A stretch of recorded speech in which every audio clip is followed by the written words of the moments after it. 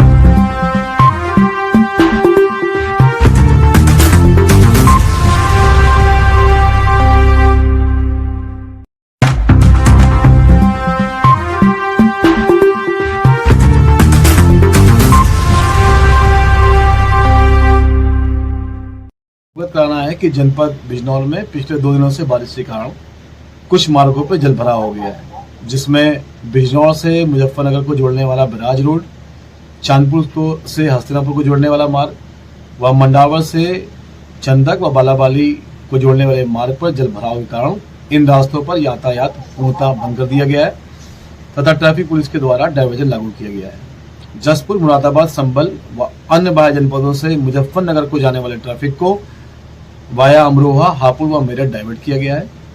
साथ ही मुजफ्फरनगर से बिजनौर आने वाले ट्रैफिक को मोंटी तराज से मेरठ की ओर डाइवर्ट किया गया है। इसके अतिरिक्त जनपद बिजनौर के अंदर 2 मार्ग हैं जिसमें जलभराव हो गया है, इन पर भी यातायात बंद कर दिया गया है।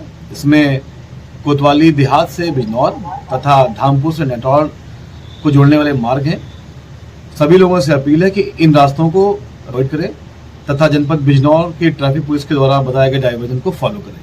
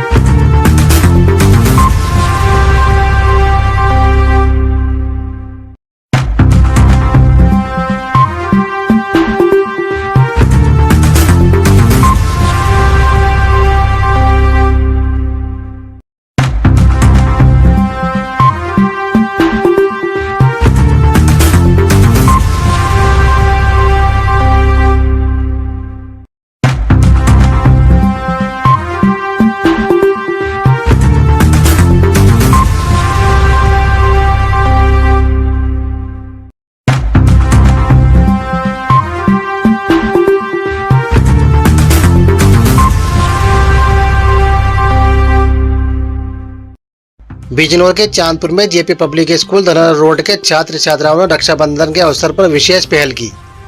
बच्चे अपने अध्यापकों के साथ चांदपुर कोतवाली पहुंचे। वहां उन्होंने पुलिस अधिकारियों को तिलक लगाया और राखी बांधकर अपनी सुरक्षा का आश्वासन लिया।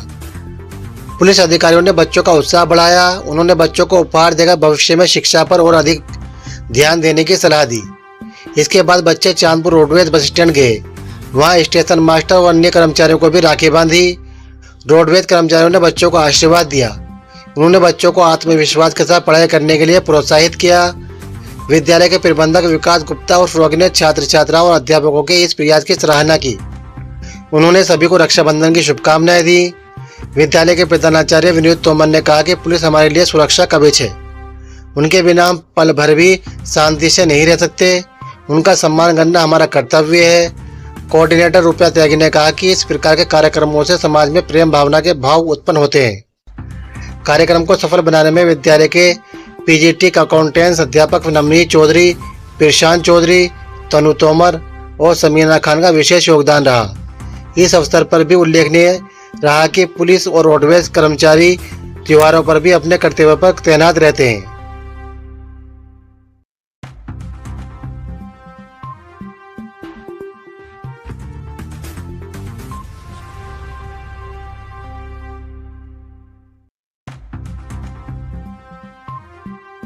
बिजनौर के थाना मंडावली क्षेत्र के ग्राम श्यामावाला में उस वक्त सनसनी फैल गई जब एक युवक की उसके घर में धारदार हथियार से हत्या कर दी गई। हमलावरों ने युवक के मुंह पर कई बार वार किए, जिससे घटनास्थल पर ही उसकी मौत हो गई। बताया जा रहा है कि मृतक युवक घर में रात में सो रहा था, तभी अज्ञात हमलावरों ने वारदात को अंजाम दिया। परिवार वालों ने युवक को खून से लथपथ देखा तो कोहराम मच गया। घटना की सूचना मिलते ही पुलिस अधीक्षक मौके पर पहुंचे और रात में ही घटनास्थल का मुआयना किया।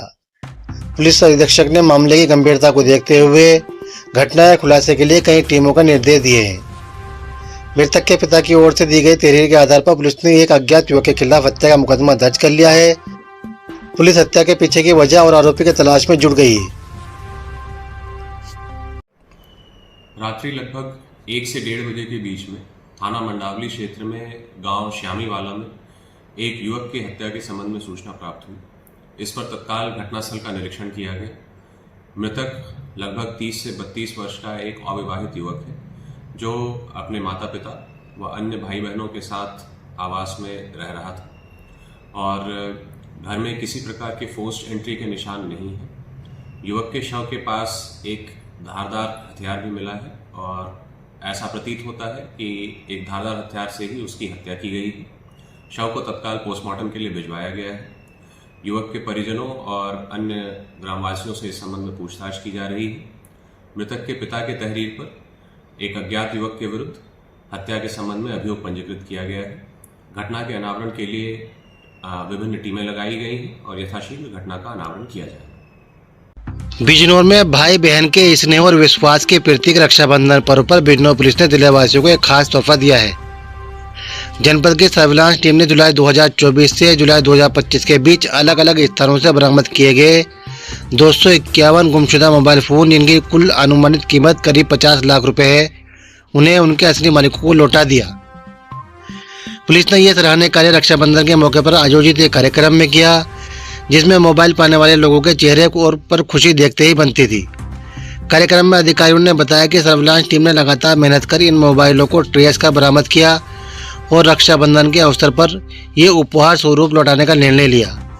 उन्होंने कहा कि पुलिस का यह प्रयास न सिर्फ लोगों का खोया सामान लौटाने तक सीमित है, बल्कि पुलिस और जनता के बीच विश्वास मजबूत करने की दिशा में भी एक महत्वपूर्ण कदम है। मोबाइल वापस पाने वालों ने बिजनौर पुलिस का आभार जताते हुए कहा कि उनके लिए सिर्फ मोबाइल की वापसी नहीं, बल्कि उनमें सुरक्षित उनके महत्वपूर्ण दस्तावेज, फोटो और जरूरी संपर्कों की भी वापसी है, जिससे उनकी रोजमर्रा की जिंदगी आसान हो गई। पुलिस अधिकारियों ने सर्विलांस सेल की टीम को उत्कृष्ट कार्य के लिए बधाई दी और लोगों से अपील की मोबाइल या कोई भी कीमती वस्तु खोने पर तुरंत पुलिस को सूचित करें, ताकि समय रहते कार्रवाई की जा सके। कितने टाइम से? देखिए, पिछले एटलीस्ट 5 वर्षों के जो भी 112 का डेटा था, फोन खोया हो या थानों पर जो है फोन खोने की जो है कंप्लेंट्स दर्ज कराई गई, वो सभी का डेटा कलेक्ट करके जो है IVIs को हमने जो है ट्रैक करने के लिए सर्विलेंस किया है। उसमें भिन्न भिन्न स्थानों से जो है लगभग 251 मोबाइल फोन्स बरामद किए गए हैं और आज उनके ओनर्स को वापस पुलिस लाइन में डिस्ट्रीब्यूट किए गए। बरामद हुए मोबाइलों की कुल कीमत कितनी होगी? 251 मोबाइल फोन से ऑलमोस्ट 50 लाख के आसपास उसकी लगभग। जो मोबाइल खो हुआ है, सबसे दूर मोबाइल